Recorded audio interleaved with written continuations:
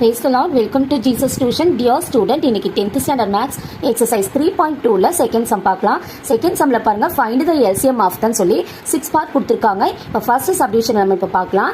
So 4x squared y 8x cube y squared னு கொடுத்திருக்காங்க. So இதுக்கு LCM find out பண்ண சொல்லிருக்காங்க. இது எப்படி find out பண்ணலாம் அப்படினா இந்த 4x squared y வந்து நம்ம f of x னு எடுத்துக்கலாம். 8x cube y squared வந்து g of x னு எடுத்துக்கலாம். f of x வந்து 4x square y இந்த 8x cube y squared இந்த g of x இருக்குல்லையா, ஸோ இதில் இந்த 8 வந்து நம்ம 4 into 2ன்னு எடுத்துக்கலாம். அப்போது g of x is equal to 4 into 2ன்னு பிரிச்சுக்கலாம். அப்புறம் இந்த x cube y squared அப்படியே வந்துடும். x cube y squared.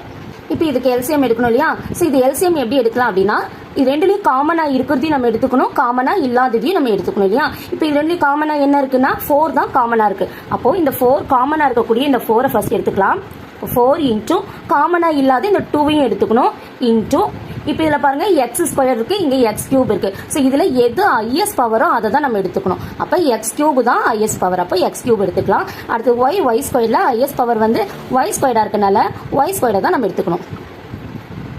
இப்போ LCM is equal to 4 into 2 8 x cube y squared. So இதுதான் ஃபர்ஸ்ட் சப்டிவிஷனுடைய எல்சிஎம்.